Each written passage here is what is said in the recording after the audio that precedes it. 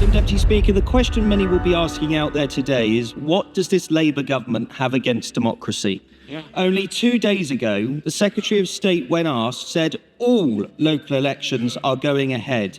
He either hid his decision until today or changed his mind in the last 48 hours. Which was it? Voters will now be potentially denied the right to elect their own representatives, and not for the first time under this Labour government. This is the second year in a row that ministers have scrambled to postpone elections. Has the Electoral Commission been consulted on these latest changes, or has it once again been ignored? Just as the Speaker's Committee on the Electoral Commission noted when mayoral elections were previously cancelled, the Commission exists to protect the integrity of our electoral system, and time again this government appears content to brush aside its advice when it becomes inconvenient. I also asked the Minister directly, does the government still believe in the Gould principles, the long-standing agreement that election rules and practices should not be changed within the 6-month period of a scheduled election, or are those principles now expendable whenever Labour finds itself politically vulnerable? Does the government accept the clear advice of the Electoral Commission that further delays are unacceptable? They said scheduled polls should only be postponed in exceptional circumstances. So I ask, what are the exceptional circumstances here?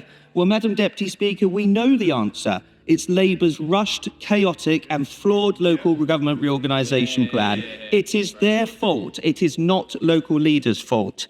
We support council leaders who have engaged with this process, like the leader of Essex County Council, Kevin Bentley, who has stated very clearly and in the public domain that he will not ask for elections to be delayed in Greater Essex. I'm pleased to say that my own authority, Hampshire County Council, do not support this move either.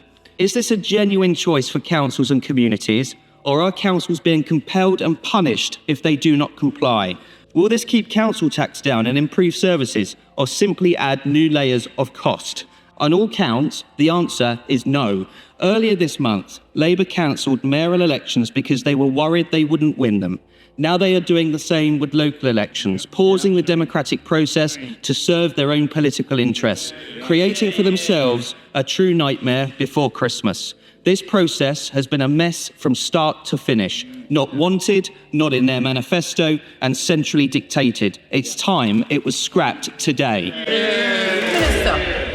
Minister. Thank you, Madam Deputy Speaker, and I thank the honourable gentleman for his response on the important point that he makes about the Electoral Commission. Of course, the Secretary of State will take that under advisement and take those any issues raised very seriously. The position on elections is as it has always been, which is that the starting point remains that elections go ahead unless there is a strong justification. What we're doing today is writing to local leaders, themselves having raised with us concerns and justifications, to ask them to set that out so that an informed decision can be taken.